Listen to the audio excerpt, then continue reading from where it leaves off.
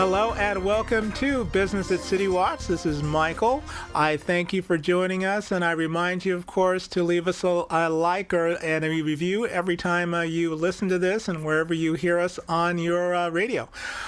We are with Kristelle Siarza, success stories and stuff, and a few other things. Kristelle, thank you so much for being with us today. Thanks for having me on the show. I really appreciate this opportunity.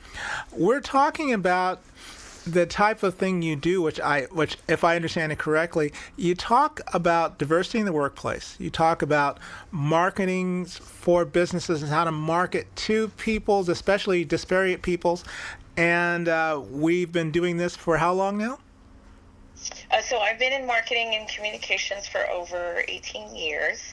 I've owned Siarza, the public relations, digital, and advertising agency based out of Albuquerque, New Mexico for over 10.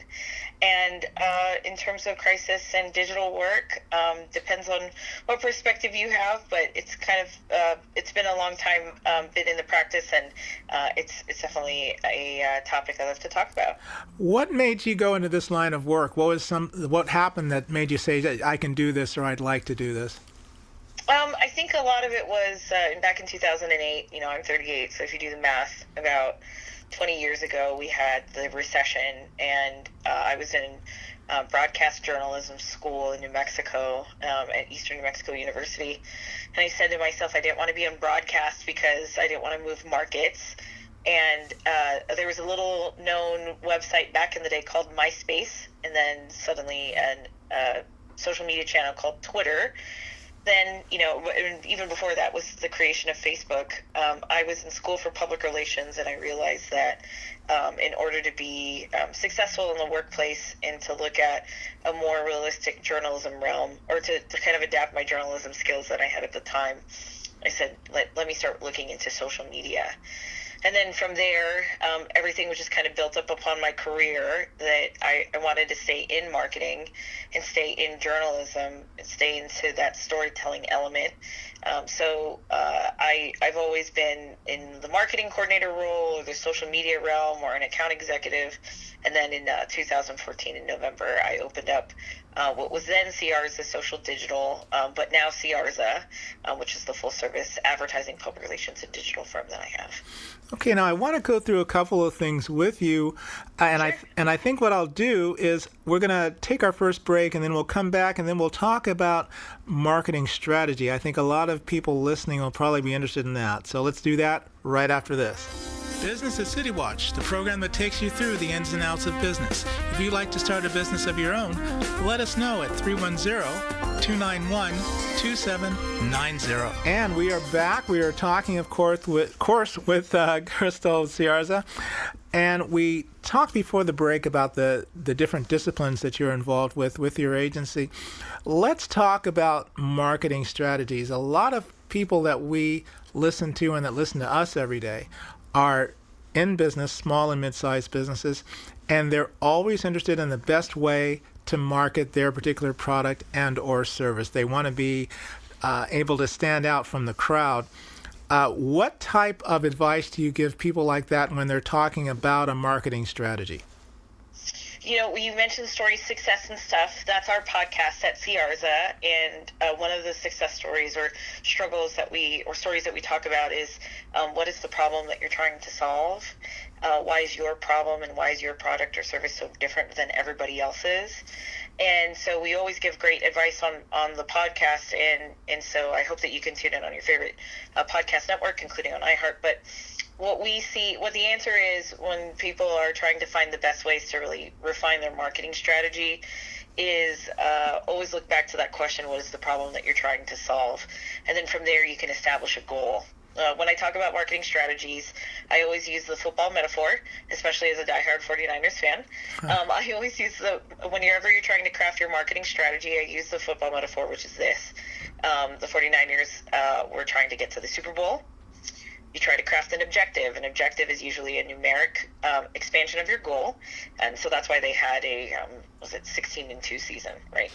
And so you always try to put some numbers and put some timelines onto your objectives, and you're leveraging your goal. You're leveraging strategies. And a strategy in football is usually an offensive strategy or defensive strategy. Is it going to be a West Coast offense, or is it going to be a 4-3 type of defense? Is it man defense, etc.? So strategies really help dictate the style, the approach. What are you leveraging in your communications and marketing strategy? And then the tactics are the individual plays, right? Is it a QB sneak? Is it the brotherly shove? Is it is it the slot route? Those individual tactics is when you start looking at promotional products, social media advertising, press, media relations. When you're drafting a marketing strategy, it's as simple as trying to put a football team together. I always like using that metaphor because it really dumbs it down, but it actually simplifies marketing strategy development because a lot of people get very overwhelmed by it. Understood. Well, listening to that, I was thinking of a couple of things immediately that have to do with the type of strategy you have, the type of market you're aiming at. For example, the market for a person who's selling, vegetables or something is not going to be exactly the same as a person who's trying to sell electronic equipment to someone. But the basic mean is the same. I guess you're still trying to establish a rapport with your prospective customer. Is there a way to aim at that? I know that you mentioned it in generality. Is there a way to aim at that so that, say, the guy who's selling the vegetables and the guy who's selling the electronic equipment can still meet in the middle? Yeah, absolutely. One of the things that we always forget about as business strategists, or it's something that really takes a business, hobbyist to a business strategist, is really looking at your research, understanding the client, understanding the customers, understanding the data behind the work that you do, evaluating who potentially could be your buyer or who could be a profitable buyer or consumer of your service. And so once you have that research and you evaluate how old they are, demographics, age ranges, commonalities in the sociological aspects of things, then you can actually expand on to targeting them depending on, again, like you said, the strategy that you have. So younger audiences, right, it's more of a interactive storytelling, short content type of strategy, especially in the age of TikTok and Snapchat and Instagram. But if you're looking at older audiences, that older audiences are always very highly trust forming. They have to trust the source, they have to trust the resource, they have to trust the subject matter expert. That's when testimonials becomes as part of your strategy, or stories in a more in-depth way. We notice that commercials are really more storytelling rather than direct call to actions nowadays. So it always depends on the type of audience that you're looking for and what type of audience would respond best to your message and also to your creative. Okay. I think what we're going to do is I'm going to take the last break here. We'll come back, talk a little bit about the tail end of that, and then discuss a little bit of diversity in the workplace. And we'll do that right after this. Business at Citywatch, the program that takes you through the ins and outs of business. If you'd like to start a business of your own, let us know at 310-291-2790. Hello, we are back with Kristelle Siarza, and I thank you for being with us so far. And those of you who missed us, you'll just have to catch us again. Let's talk lastly about diversity in the workplace. And you put great stock in setting up your business from the beginning with a diversity angle to it. Tell me about that and how somebody goes about doing that. Well, respectfully speaking, it's not a diversity angle, it's a diversity value. It's really deeply rooted into our organization. Not only is it diversity in the type of people, the backgrounds, the culture that we've created at Siarza, and we talk a lot about it again on our podcast, but the diversity in thought. We have Gen Zers, we have millennials, we have Gen X and Gen Y on our team. And New Mexico is a beautiful state of being a minority majority state. So people of color also bring a color of backgrounds, multiple different ways. And so whenever we take an approach to marketing strategy or the work that we do, we always try to make sure that we're being as inclusive and as understanding and as respectful to the audiences that we serve. And we take great pride in making sure that we're authentically us as an organization. How does a business that does not necessarily operate in a diverse area reach out to in markets like that when they're not really that familiar with them?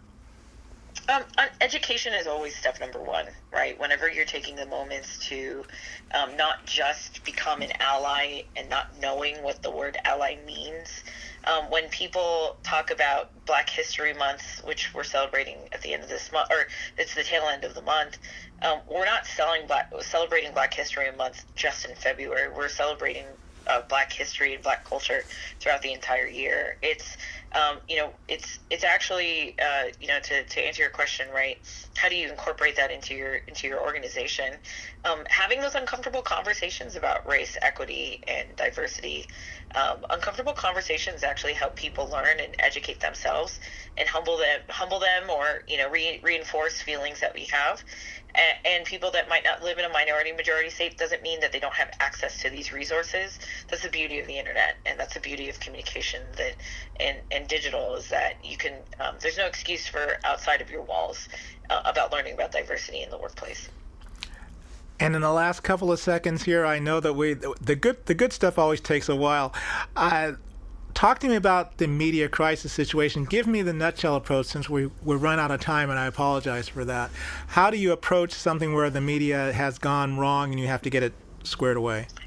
Easily in 30 seconds, the best way to describe it is, if you run into a media crisis or a crisis in general, along with your public, you have to think about, how do you restore the trust? It's about timing, it's about planning, it's about focusing your message, and the key stakeholders that are at risk in your organization or outside of your organization. Always think about how do you restore the trust in those individuals, so that way it doesn't compromise the quality of the product or the service that you offer. Kristelle Siarza, in the last couple of seconds, if someone wants to get in touch with your organization and do some good things with you, how would they do that? Find us online at Siarza.com, or find us on your favorite social media channel, Siarza the Agency. And our podcast, of course, is on your favorite social network, or your podcast channel, and that's Stories, Success, and Stuff with myself and my co-host, Jace. Thank you so much for being with us on City Watch. And I am Michael, your host, and I thank you for joining us, along with Kristelle Siarza and us here at Business at City Watch. If you have any questions, you can, of course, contact us at citywatch-group@sbcglobal.net, and we welcome your comments. Okay, remember, of course, believe in yourself. If you don't, no one else will. And we will see you next time.